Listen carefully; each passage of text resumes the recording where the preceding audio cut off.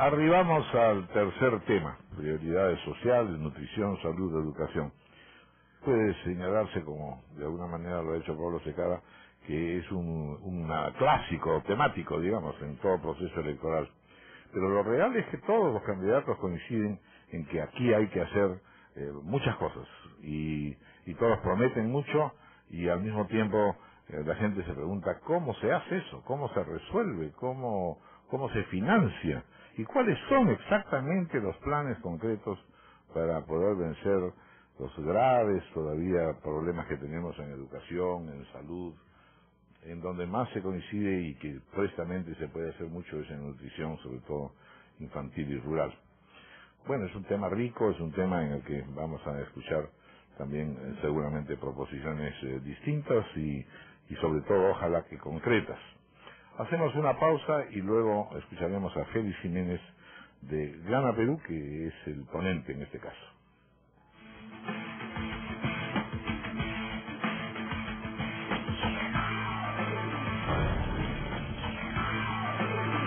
De Gana Perú, son 3 minutos.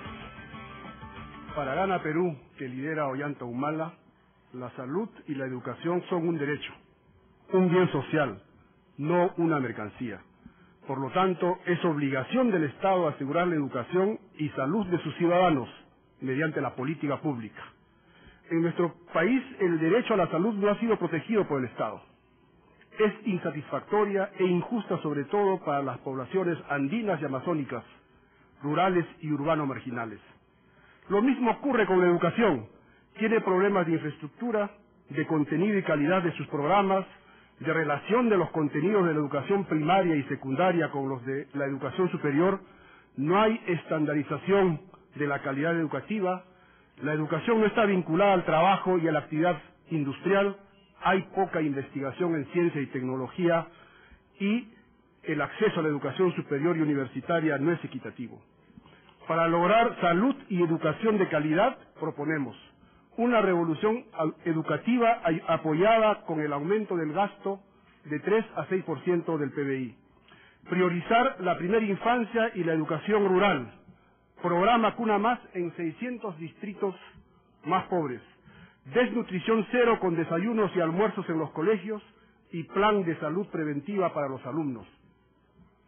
Desarrollar estándares de logros educativos en educación primaria y secundaria mediante incentivos al buen desempeño y capacitando mejor a los docentes. Carrera pública magisterial basada en la meritocracia y en sueldos dignos. Más colegios con servicios de agua, desagüe y electricidad operativos. Reforzaremos las universidades con la creación del Ministerio de Ciencia y Tecnología. Control de calidad a todos los medicamentos fabricados en el país o importados.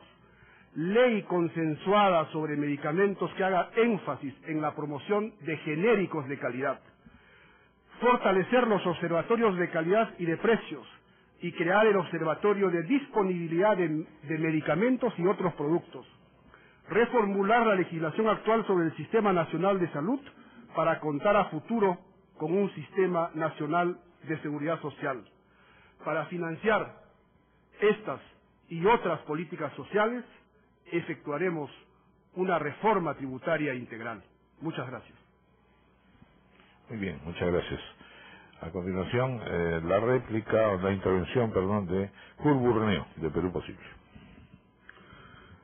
En principio, y sobre la base de la pregunta que planteó Félix en el bloque anterior, debo de decirle, y él se acordará cuando estuvimos trabajando juntos en el Banco de la Nación, que perfectamente es claro que una entidad que tiene un patrimonio más grande puede apalancar una mayor cantidad de recursos. Eso se llama economías de escala. Y la lógica de establecer el Banco de la Esperanza sobre la base de la fusión del Banco de la Nación, COFIDE y Agrobanco es justamente eso. Obviamente, en esta nueva entidad, claro que va a haber una sección especializada en lo que son créditos al agro, porque estamos hablando de créditos con una característica absolutamente distinta de los microcréditos que se aplicarían para beneficiarios de programas sociales o para micro y pequeño empresarios. La otra cosa, manera de comentario respecto a lo que señala Félix, es que Félix, yo te debo decir que aquí nos han convocado para poder referir una serie de medidas en los primeros 100 días. Y lo que yo siento a partir de la relación que tú has planteado es un conjunto de interesantes buenas intenciones, pero el tema es cómo se concreta eso, con qué acciones, qué propuestas de normatividad en concreto o acciones o decisiones gubernamentales están involucradas para que esas buenas intenciones, muchas de las cuales considero absolutamente razonables, se hagan realidad. Nosotros en contraposición, por ejemplo, a la par que concretamente vamos a incorporar en el presupuesto para el año 2012 un incremento del 25% para los maestros que están en la ley del profesorado, en paralelo vamos a crear el Sistema Nacional de Formación y Capacitación Docente, porque está claro que los incrementos van acompañados con capacitación y mejoras en la calidad del servicio.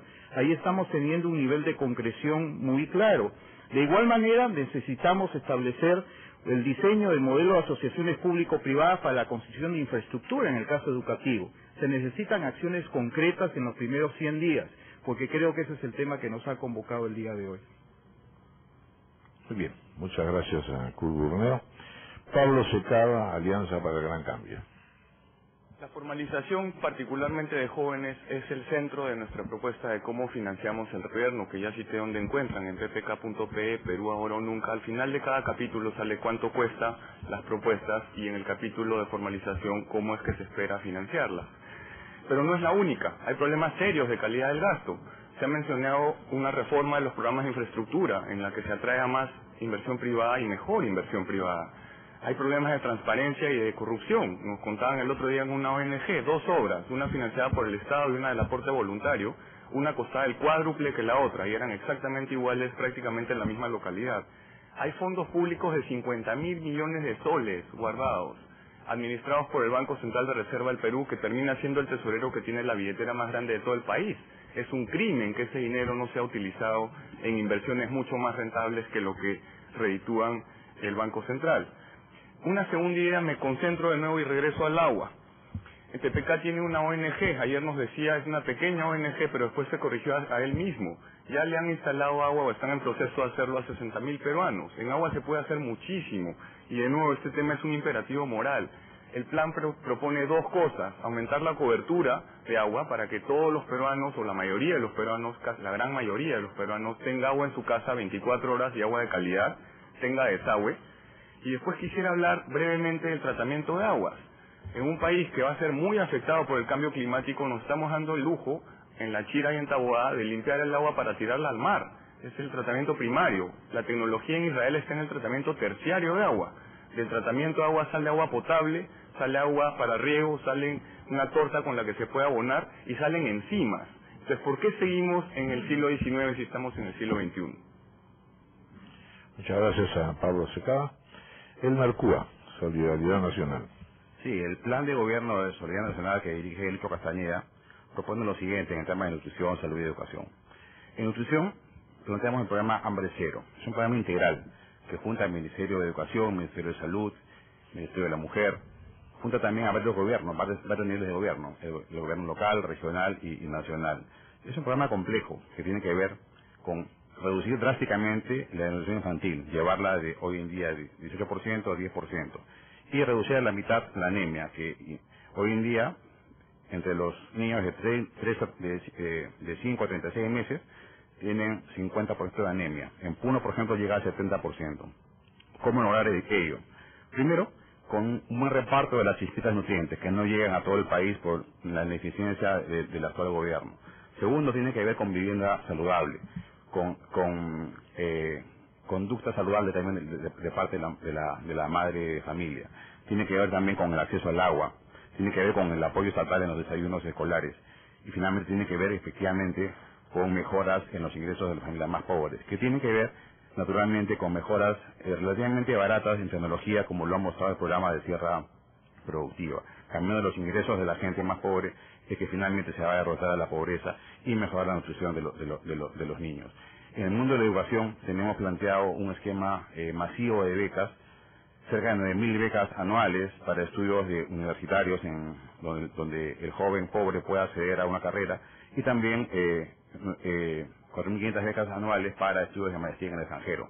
para que ese joven que tampoco puede estudiar su maestría por problemas de bajos recursos pueda nuevamente capacitarse y volver al país y generar más ingresos y irradiar sobre todo su conocimiento en las universidades donde va a volver a trabajar. También tiene que ver con el tema de salarios y sueldos a los profesores, de lo cual ya no tengo mucho tiempo para hablar. Y finalmente, en el tema de salud, los famosos hospitales de solidaridad que pensamos llevar uno por cada provincia más poblada en el país y uno también por departamento, ¿no? Muchas gracias. Ahora es el turno de Rafael Rey, Fuerza 2011. Para mejorar los sistemas sociales, los programas sociales, sobran ideas y falta interés y voluntad. Según, ojo, no según yo, según la Organización Mundial de la Salud y del Banco Mundial, con Fujimori la desnutrición bajó de 37% a 25%. Con Toledo subió de 25 a 28%. Y con García ha bajado de 28 a 20%. Keiko propone eliminar la desnutrición, focalizando el gasto social, aumentando y atendiendo los guaguaguasis y reequipando los comedores populares. En salud, muchos no tienen seguro. Todos tienen que hacer cola en hospitales. No hay medicinas y las atenciones demoran semanas o meses. No falta dinero, falta gerencia y sobra corrupción. Keiko propone establecer un sistema de información integrado en los hospitales, expandir el sistema integral de salud, expandir los CLAS, que tan buen resultado han dado en el interior del país, desarrollar agresivamente programas de agua y desagüe que tienen que ver con eso, y una cosa sencilla, que los médicos dejen de administrar hospitales y que se dediquen a curar. Para administrar, basta contratar administradores. Y en educación, permítanme como digo, todos coincidimos en lo que hay que hacer en educación, pero permítanme una reflexión. Es inaceptable, injusto y totalmente intolerable la cantidad de útiles que le piden a los padres de familia para llevar los primeros días de clases. Les piden a cada alumno una caja de tizas, papel higiénico, plumones de 20 colores, engrapador, cuadernos de distinto tipo. Yo me eduqué en un colegio privado y no me pedían tantas cosas. Y los pobres padres de familia tienen que sacar de donde no tienen para poderle dar eso a sus hijos. Se ha vencido su tiempo. Réplica de Félix Jiménez. Voy a mencionar 4 cosas en la medida que me alcance el tiempo. Primero, lo que olvidé mencionar, vamos a fortalecer el Fondo Intangible Solidario de Salud, que está dirigido a enfermedades de complejo tratamiento y elevado costo. Vamos a poner en marcha nuestro programa Servicio de Atención Médica de Urgencia, el SAMU. Somos el único partido que asume las propuestas del Proyecto Educativo Nacional que fue elaborado por el Consejo Nacional de Educación.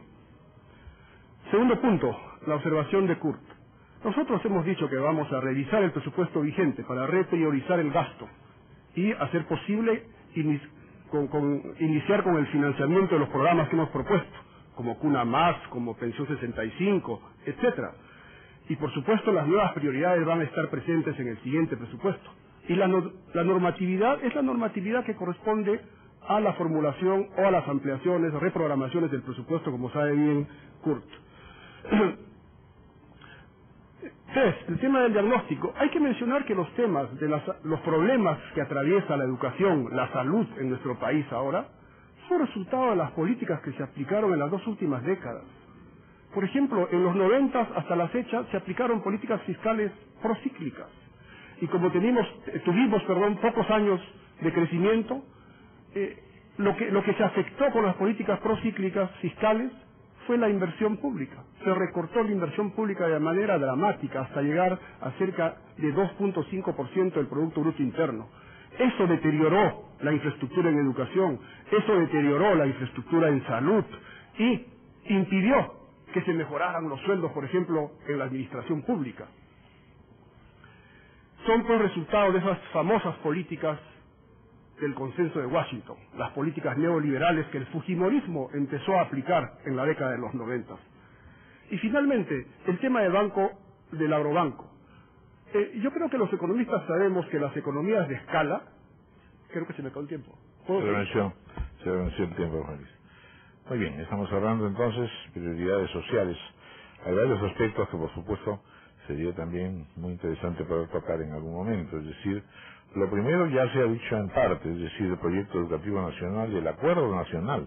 En realidad es en estos terrenos donde podría haber una convergencia de casi todos los grupos y partidos políticos, siempre y cuando se respete lo que ya se ha acordado. Lo segundo, no es posible una gran movilización en pro de la salud y la educación sin contar con un liderazgo y la propia ciudadanía. La propia ciudadanía es la movilizadora de muchos de los esfuerzos educativos en casi todos los casos en que ha habido revolución educativa. Y un tercer elemento que se nota también que no ha sido tocado es el que se refiere al uso de instrumentos en este universo digital que hoy día es efectivamente clave también para poder acelerar los procesos de restablecimiento educativo.